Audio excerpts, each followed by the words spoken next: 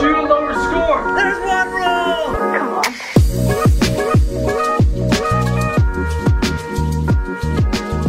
Come on. Welcome all back to the Champions Playbook from inside the studio down here at Franklin Bridge. So we've been plugging it a lot, but we are now in the studio recording the podcast, which is amazing. If you guys are watching on YouTube, first of all, if you're listening to this on audio, thank you so much. But you need to turn around and then watch it on YouTube when you're, late at night, right before you go to bed. If you want to get some golf knowledge in, it's a great way not to fall asleep, to be entertained. So don't want to have you guys falling asleep, and we're going to try our best to be super entertaining for you guys here today because we have an awesome guest, and so we're going to let that linger for a little bit while we plug our stuff. So we got to thank our sponsors for this season of the Champions Playbook. Number one, Srixon. They fuel our game, and so we want to make sure that they're known not only throughout Franklin Bridge, but on the podcast as well. They make amazing stuff, and we were actually out today. I was putting with my Cleveland putter, doing an awesome putting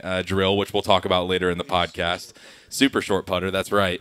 And then, of course, I've been playing my ZX7s, which have been amazing. So make sure that you check out Srixon if you guys are in the time to switch up clubs because they're the best. So thank you, Srixon. Next one is going to be Arccos. Arccos is sponsoring Cracking the Code. I'm wearing the Cracking the Code shirt. You guys can check it out if you guys are on YouTube watching us. Just go ahead and search the Champions Playbook there. But Cracking the Code, that's awesome, and Arccos is really going to be a crucial factor in everybody getting better. So if you guys don't know what Arccos is a stat tracking software and hardware that goes on the ends of your clubs, and you can track your way around the course. So if you're hitting, let's say your 8-iron 140 yards, you can know, and then Arccos will go around, and when you have a shot that is going to line up to your 8-iron, it'll suggest your 8-iron for you. So and it'll count how many your carry distance and your total distance and how high and how you hit it. So make sure that you check out Arccos as well. Use our promo code ONERULE15 ONERULE15 and you can get 15% off your first purchase with Arccos. So thank you, Arccos, for sponsoring this podcast. I'm going to go ahead and turn it over to Scott because Scott's going to introduce our awesome guest for today. A huge part in the development here at Franklin Bridge, a program that we use in order to develop primarily juniors, I'd say. But I want to let Scott introduce our guest and then have him talk all about what they do. So without further ado, Scott, why don't you introduce who we have? Well, so as Jack mentioned, kind of a focus on juniors, but it's not just for juniors. So we've primarily focused it on juniors. I've done a little bit with some ladies and some beginners there. But it's a program called Operation 36. I'm going to let our guest kind of explain kind of how it got started and a little more detail about what it's about. But it's been an important part of our development, even to the point where in order to participate in PGA Junior League this summer for us, you had to have passed a minimum of the 25-yard requirement and into the 50-yard. So it kind of allowed us to have kids with a little bit more experience, but we're still beginners in the game, plus giving them an incentive to a little bit over what they would normally be asked to do. But like, hey, I want to play in PGA Junior League. What do I got to do? We've got to pass 25 yards. So that's been a great tool for us. We're excited about expanding into it into 2023 with some additions of some staff to really be able to expand this Operation 36 model. So, but the guests we have on, we were going to have two guests, co-authors of the book, How to Create a Junior Golfer, the Operation 36 model, Ryan Daly and Matt Reagan. We've got Ryan on with us tonight via Zoom. So hopefully we can get this thing recorded and put together on the YouTube so you can kind of see their side-by-side there or picture-in-picture there on YouTube so you can kind of see Ryan there kind of speaking. But Ryan, if you will, kind of share where this came about. If I'm remembering correct, I've had to kind of go back where I first heard about Op 36. Did it get started in the Texas section? Am I correct in thinking that or no? No, it went there fairly early, but it started in North Carolina, the Tar Heel State, where we began just south of Raleigh. And that's where we started, and we kind of did it on our own for a while. And then in 2016, we decided to, just because coaches started reaching out to us and saying, how do we do what you do? We had no intention of doing that. We started training other coaches, and then like today we're at 660 locations around the world. I mean, it's just like incredible with close to 100,000 people. And I say people meaning juniors and adults, because we're 50-50 now, 50% juniors and 50% adults. Wow, really? I didn't know that. That's new news. That's exciting. Yeah, we started out with kids because we love kids. I had my first child 2009. I was trying to figure out a way to get him to the courts and create a pact or a community out there for him to grow up. And it slowly grew from there to we got 80 to 100 students here in North Carolina. And then we lost half of our students. That's kind of our shtick, our story. We failed. We lost half of our students. And the reason we lost them is because we never made them into golfers. We just brought them to the course and threw footballs and kicked soccer balls and had a good time, listened to Kenny Chesney on big speakers. But the parents, after paying us for 4 years, were like, hey, are we going to do another year of this? Because they don't even know how to play. They're not even motivated to play. So then we had to retool what we do into some sort of on-course focused format. And it's interesting you brought up PGA Junior League, Scott, because when we were trying to figure out what to do, we tried everything. We tried US Kids, we tried TPI, we tried PGA Junior League, and everything was great for step 2, 3, and 4, but nobody had a step 1. So we had to figure out, how do we get somebody started so they know where to stand, they know how to putt, because that's the hardest part, right? Putting is the hardest part in golf when you're just starting out. How do you get somebody to write down a score? How do you get somebody to just be motivated to want to play the game of golf? And that's how it started. And we looked at other sports and we said, what are other sports doing? And I'm a big ice hockey fan. And what we used to do as a kid growing up is our coach used to split the ice rink into thirds. And instead of playing full-length ice hockey, 5-on-5, we play 3-on-3 back and forth. And we got to touch the puck so many more times. We got to shoot so many more times. And then we looked at basketball. Basketball, for my daughter, has a lower hoop, a smaller ball. And I'm like, why are we putting these kids on the tee box? Like, this makes no sense. So then we said, all right, let's adapt this for golf. And just like you said, our first level is 25 yards away. Every student's challenged to shoot 36 or better. Every hole's a par 4. And more often than not, the first time out, a kid makes a 4. They might chunk it and then top it on the green and then miraculously two-putt, and then they go home just so excited that they made their first ever par. And that's what we're trying to do. Yeah, I think that's been one of the cool things for me is I have to remember, I work with high-level college players, college programs around the country, helping their coaches, high-level amateurs, a couple of mini tour guys. It's like, it's so easy when you're in that top mode to be in performance mode all the time that, like, the ability to switch down into and it's not so much age. Like, there's some really accomplished 9-year-olds.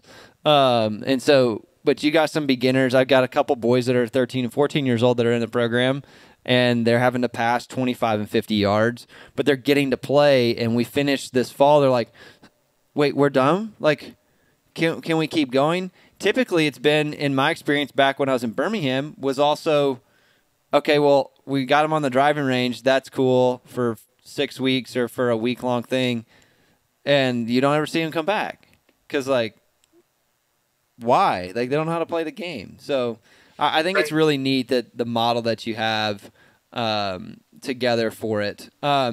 So I really want to get into the book a little bit.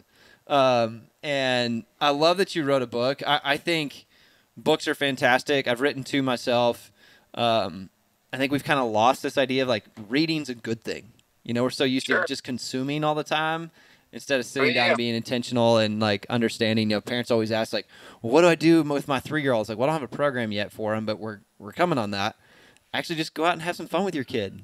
They just want to be with you wherever you are at 3, 4, 5, 6 years old. They just want to be with you. So, and if your kid decides after 4 holes they don't want to play anymore, have other things there with you, then I tell the parents, don't let the kid have complete control. Say, hey, we're going to play one more, and then we're okay with go home. So, like, you still get to be a parent, but just leave. And it's been a wonderful advice to a couple of students when I was back in Birmingham especially. But if you will, just kind of take us through the structure of the book first. And then I have a couple of parts in there that I really thought were kind of neat that I'd like to bring up. But if you'll take us through it and maybe why you wrote it, I guess, is important too. Yeah. The number one purpose of why we wrote it was to create a resource for parents. It's really for parents. And if being a parent myself, and Matt being a parent as well, and helping parents over the years, one of the things that always goes through our minds, and especially our parents that come down for golf, is they're wondering on a constant basis, is my kid in the best school that I can provide? Is my kid in the best church? Should we be going to a different church down the street? Is my kid in the best basketball program that I can provide? Is the coach for violin the right coach for my child? And you're always wondering this. Like, this goes through my mind all the time. And parents ask me all the time, well, what should I be looking for?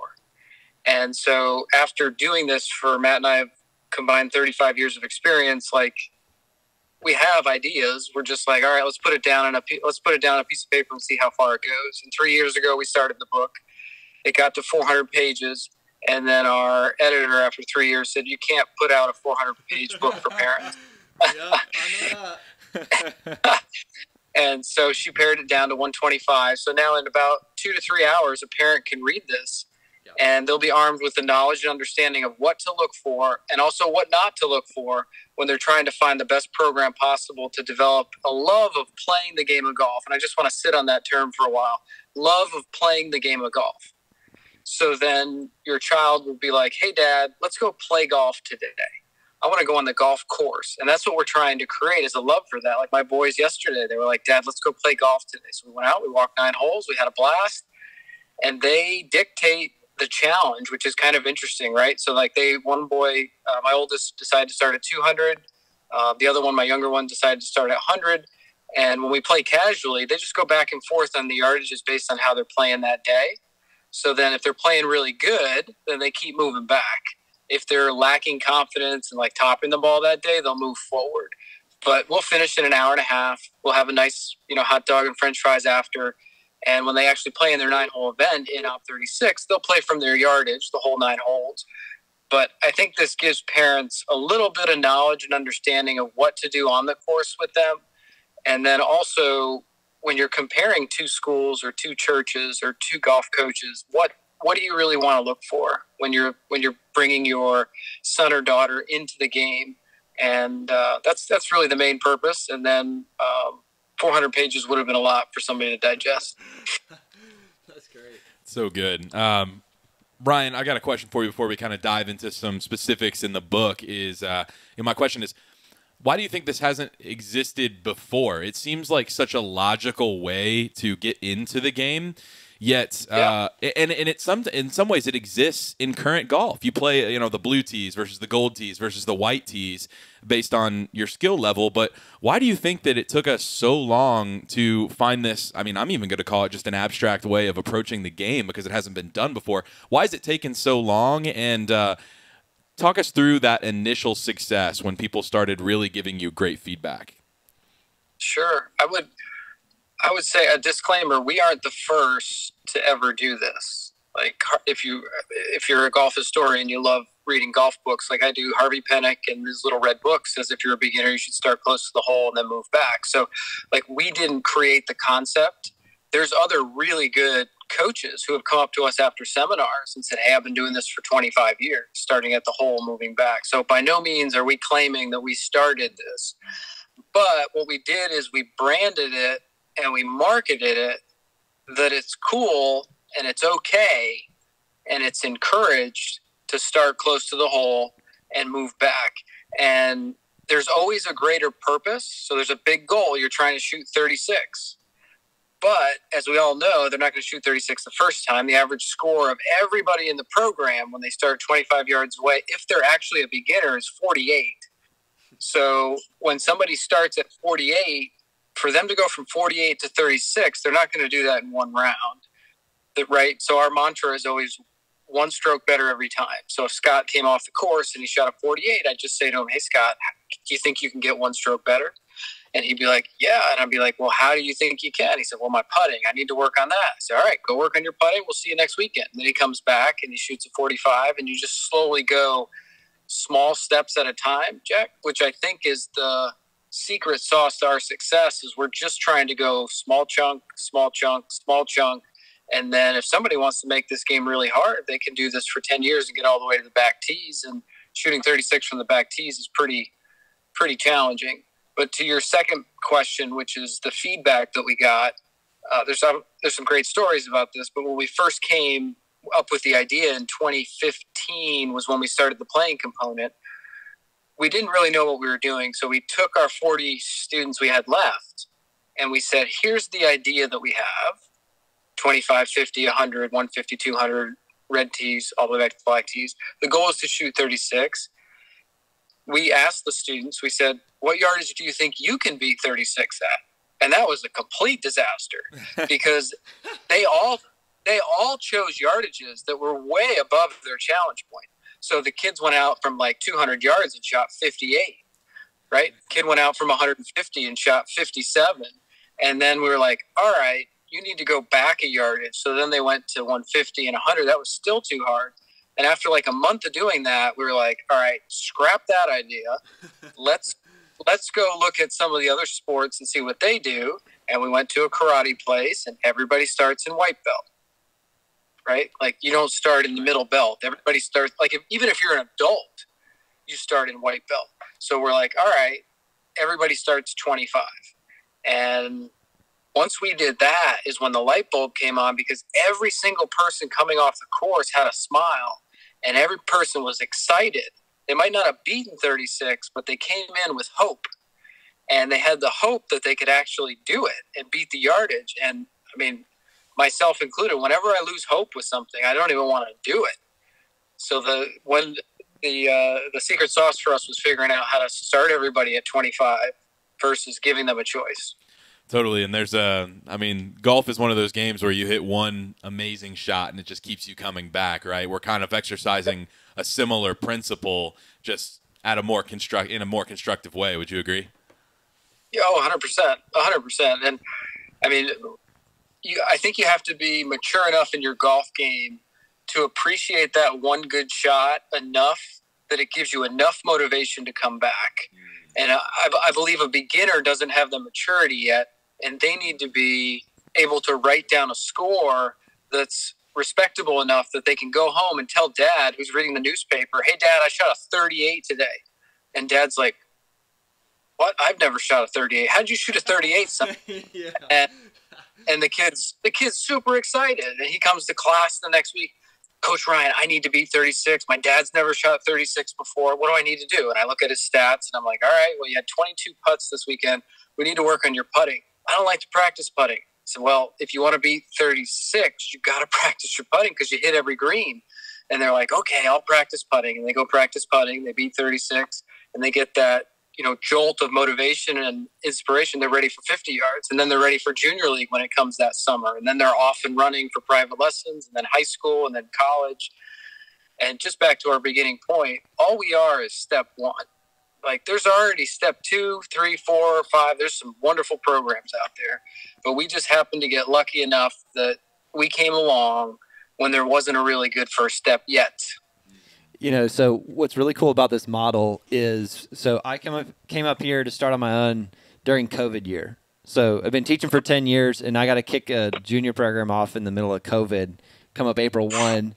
Like, okay, we're going to compete internally, and all the kids are going to stay far apart. It's like, this isn't great. So that wasn't a great start, but I knew Operation 36 and PJ Junior League were going to be very entry level. Like, I didn't even care if we lost every match of PJ Junior League, whatever. Let's just kind of get this thing going. And then last year we got it going. And I knew it usually takes about 3 to 5 years to build up a junior program. It's kind of like almost running itself, if you will. And into this third year, I've gotten enough kids that are in high school, because there's plenty of teachers already in the area, right? So I was able to kind of grab some new students and got some kids in the kind of that elite level, and I've got the bottom tier, but I didn't have the middle tier. So we just kept running Op 36 this year, and I was like, all right, if they can get to 150 yards, I'll add them to my pre-elite group. And most of those pre-elite kids have already been practicing and playing for 2 years, and so they've shown that they have enough dedication, enough practice for me to put them in their pre-elites. Probably still a little young for it, but I finally have a complete junior program from bottom to top. So I had the bottom and had the top, but Operation 36 allowed me to start filling the middle because I could already kind of separate out who's ready for that and who's not. Yep. So, Op 36 was great for that. I think you mentioned something earlier about the challenge point, and it's on page 34 of the book. I love the chart because it's so helpful. Visuals are great. We're visual people, right? Yeah. But you've got task challenge and player skill level task challenge. We may put this up on the YouTube too. So when we look at this, the game's just too hard. I watch all these girls and some of these boys, but mostly in the girls, they're in high school and my team advanced to the regional and our scores were 98 to 120. I was like, that's miserable. Like, why? And they don't have a whole lot of motivation to practice because they're so bad. I genuinely feel bad. Parents start them and coaches start them at 100 and something, at full tees. I was like, what are you doing? They can't have any success from there. They're making 12s on holes. And It's just like, she doesn't want to practice. Well, no, duh. She's terrible. Right. And it's not her fault. We're not setting her up for success. And I really like how you put that together.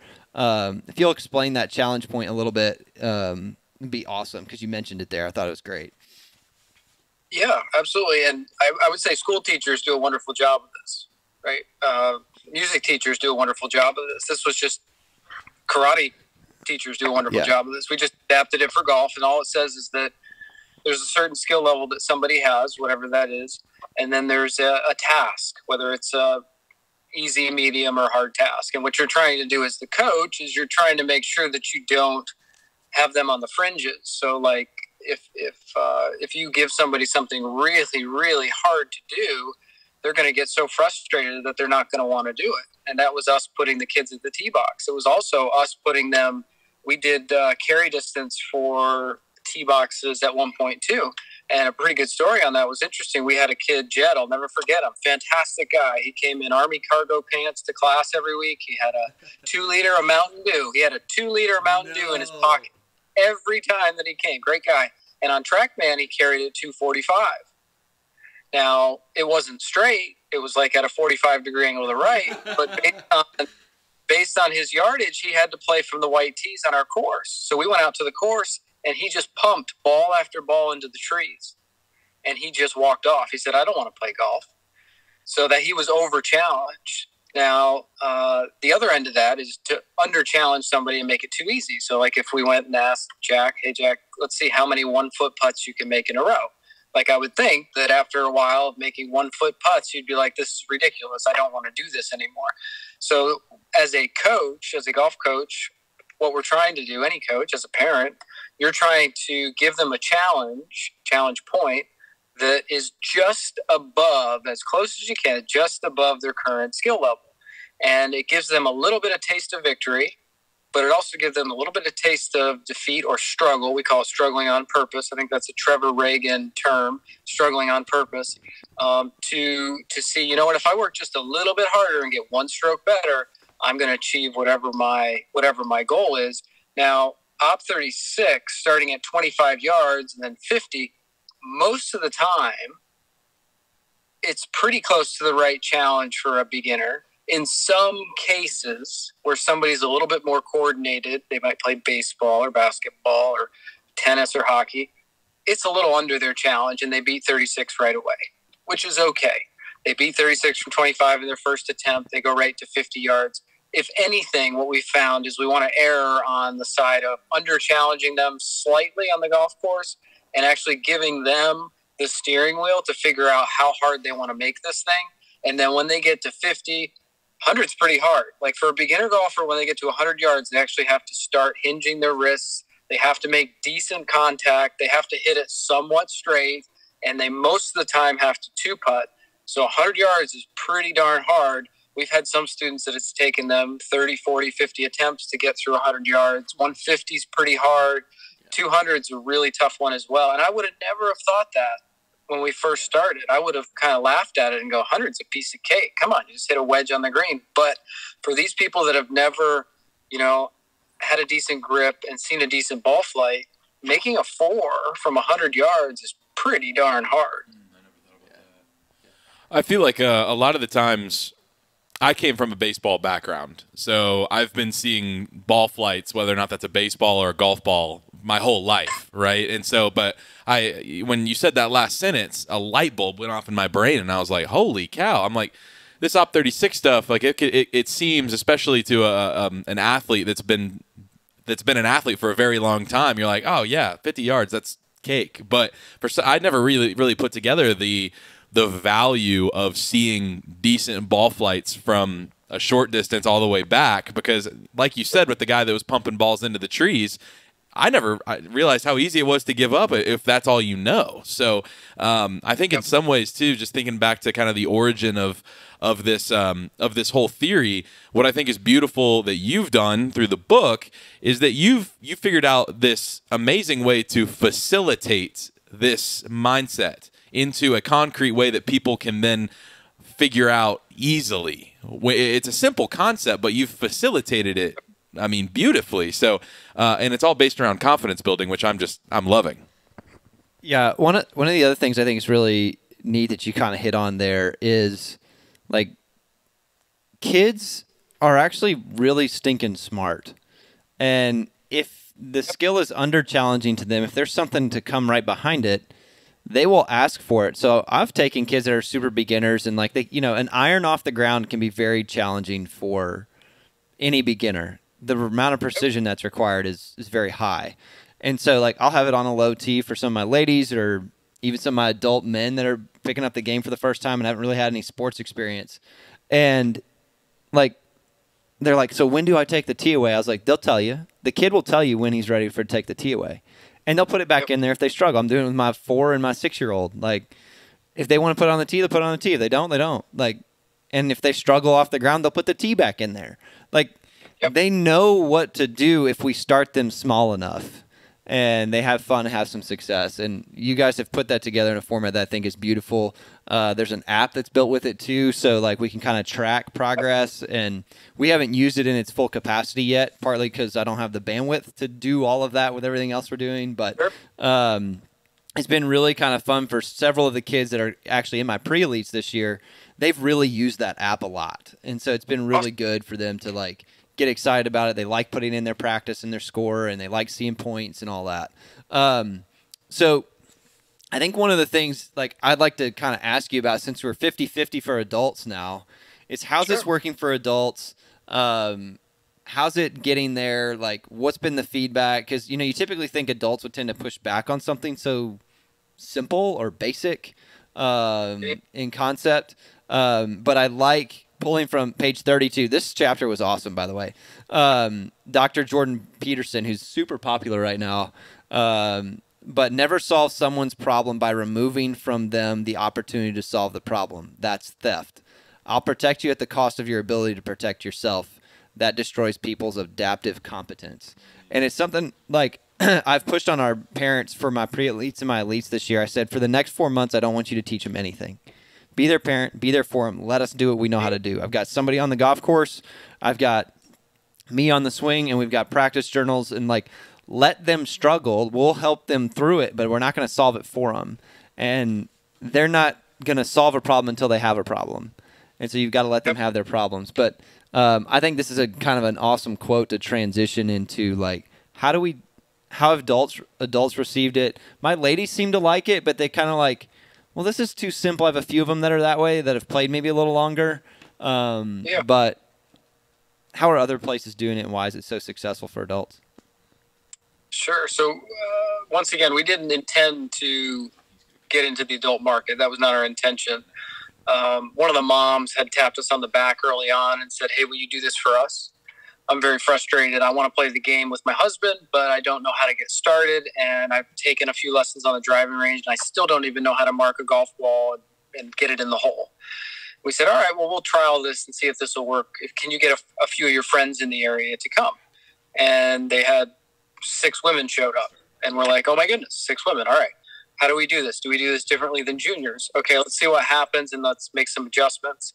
And the interesting thing with the ladies in particular, because like I said, we're 50% adults, but of those 50% adults, we're 92% ladies, something like that, 92 or 93% ladies. So it's mostly ladies that really enjoy this concept. And when you get them together in a group or a community of like abilities, so if they all start out the same, they all start out as complete beginners, they really start to attach to each other and enjoy the process because they...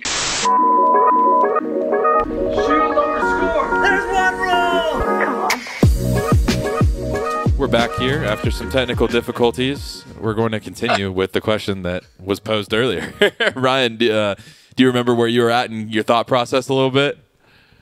I think we were talking about ladies and how ladies use the program a lot. Yeah. So the ladies market is an interesting market to learn from, in that they want to know that it's been done before, and they want to know that other people are doing it. So the interesting thing with the app, you mentioned that, Scott, is when the ladies see that there's other ladies around the country and the world doing it, and they see others at the club doing it, and when they go out in the evenings to practice and other people are practicing from 150 yards or 100 yards, it's a buzz starts at the club of like, maybe that's the way that we should start playing the game, or maybe that's the way I should get my spouse into the game. And then when the club really takes hold of it and promotes the scores, like Mary Smith shot 34 this week, Jane Smith shot 37 this week, and then everybody at the club's like, what are they doing in Op 36 to make them so good? And then they promote like the hole-in-ones, because you'll always get somebody to make a hole-in-one from 25 or 50 yards, and then they're just so excited that they made a hole-in-one. And it just naturally works very, very well for the ladies. There's some men's groups that it works well for too. A little bit of ego swallowing to have to start close to the hole for them. But to be honest with you, there's a lot of guys that know that their short game is atrocious. And they know that they can't chip. They know that they can't putt. And the only reason they're in the four-man scramble is because every once in a while they can hit a good drive. It's not because they can putt. So for them, Op 36 sometimes is a good fit. There's other facilities that have done couples Op 36 where the husband and the wife do it in the same class. But I would say that the ladies, for the most part, really appreciate the classes that are in between the 9-hole events. So they go out in the 9-hole event, they shoot a 45. They want help. Coach Ryan, how do I get better? Well, let's use the curriculum. We'll start in level 1. We'll work on your grip. We'll get that a little bit better. You can demonstrate that to me. We'll go out and play again in your 9-hole event, see how that goes, and they come back to the class. They really wrap their head around understanding I go play, then I come practice with my coach, then I play again, and I practice with my coach again, and I keep doing that feedback loop as many times as I want to do until I get as good as I want to, because there's never really been a really good feedback loop for beginners. Like the beginner mantra right now is 5 lessons, good luck. Right? It's get golf ready. 5 lessons, good luck.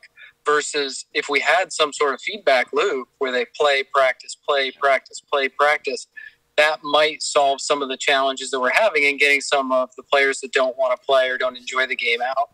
Well, I think that's why you're seeing the growth of a lot of these short courses now. Not even par threes. We're hopefully going to do some stuff. We have an area that we do short game stuff in, and possibly putting in some like big holes and just mow it fairway height kind of thing, and just it'd be fun and playful. And so we've got some ideas out there to use that space, at least in the short term until we do something bigger with it. But no, you're right. It's, can I do it? Can I be successful with it? I like the idea of promoting it beyond that. You kind of touched on something that's kind of one of my last questions that I always like to kind of cater to our listener to, right, is how does let's say the weekend golfer take these principles to the golf course? Like, what would you suggest they do? Even if there's not an Op 36 program running for them, like, what is it about this that they can utilize and challenge themselves to get better and be able to enjoy the game more, since we do have a large number of people in that category? And before you answer that, Ryan, I would say sustainably too. I feel like a lot of people will get into golf because all my buddies are into golf, right? But it seems like Op36 is an amazing way to make golf sustainable. So I'd love for you to touch on that as well as far as longevity. Right. That's a good question, especially in the segment that we're in. A large part of our success in this model is because of the community that's created at the golf course.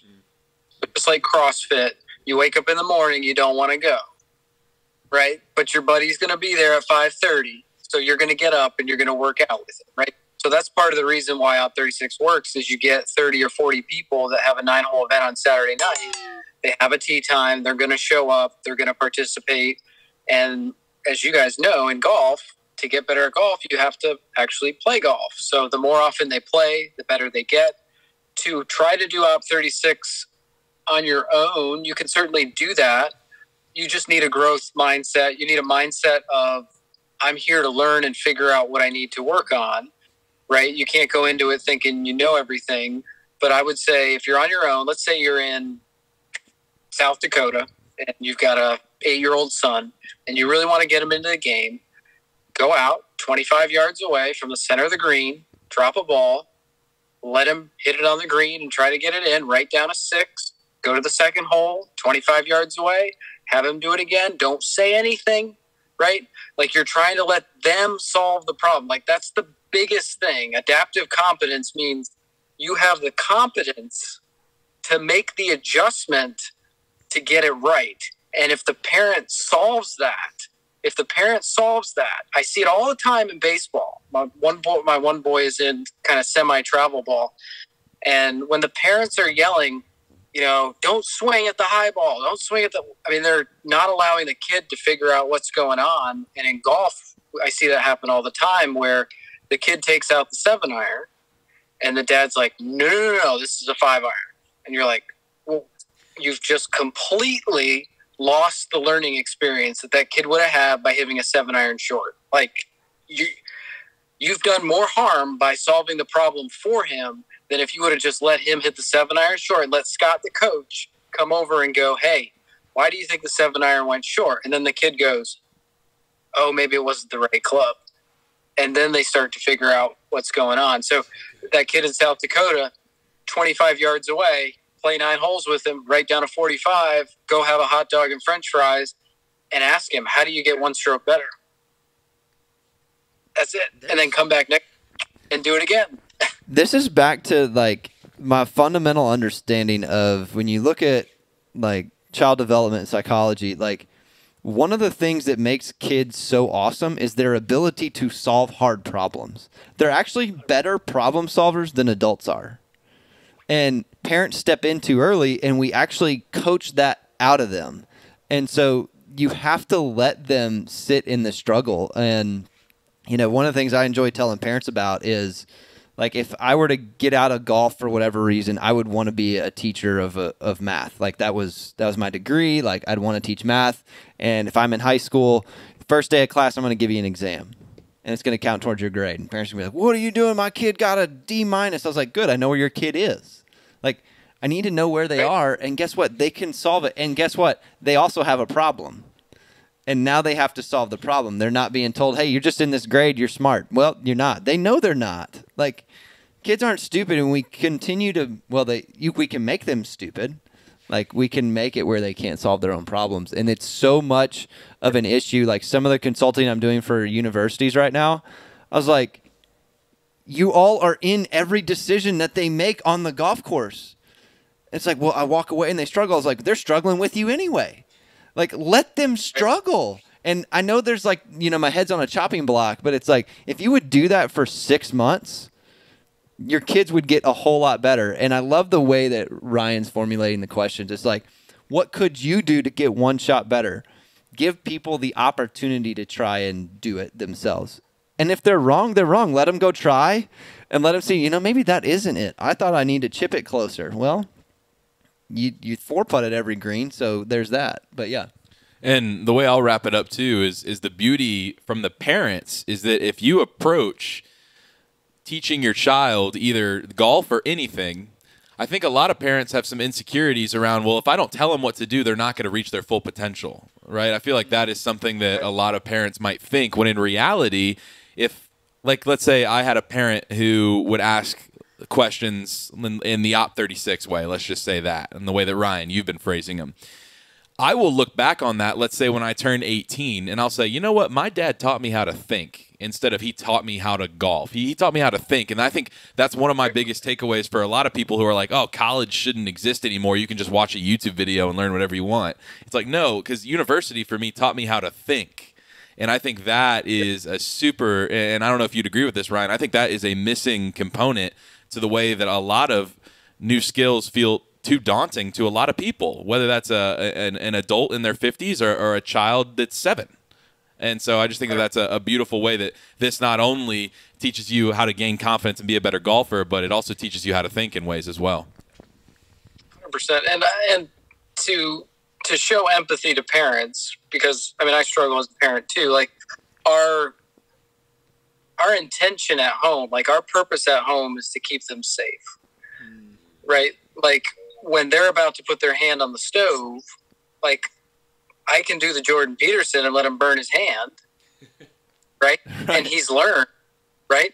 But I'm not going to let him burn his hand. I'm going to say, hey, TR, quit it. Get your hand away.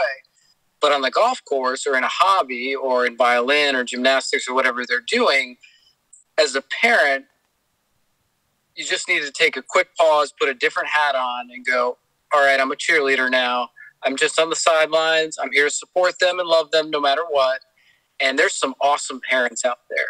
There really are. And the vast majority of parents are really, really good. And they come up and they ask me and they go, Ryan, what should I do and what shouldn't I do? And I'll tell them.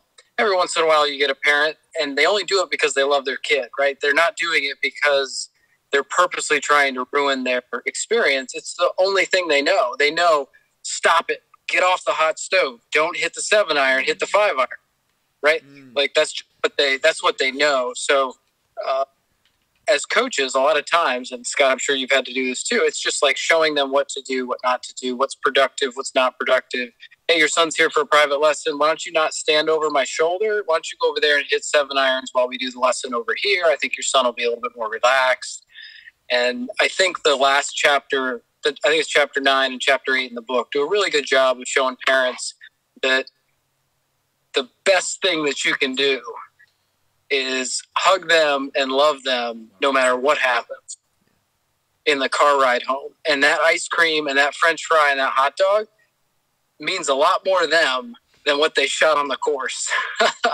And they love that meal, and they'll remember that meal that you have with them because they want to come back, not only for the golf, but also for the meal. You know, it's funny for me to kind of wrap it up here. This is so good. And the content in this book, whether you have a kid or not, or, you know, maybe your kid's too young to play golf, it's a wonderful read, but it's also great just to, you have some awesome stuff in here on mindset, on feedback in your practice. Like, it's not just for juniors. There's some really good stuff in here, and I love the way that you wrote it that way, even though it is geared for parents and their junior golfer. But is when I was growing up playing golf, we didn't have Op 36, but we had a little golf course in northern Ohio called Wasicott, and I have no idea how much it cost to play, but it couldn't be more than like $11 to play 9 holes kind of place. And we would go once a week in the summer because it's all you can play golf in the winter up north.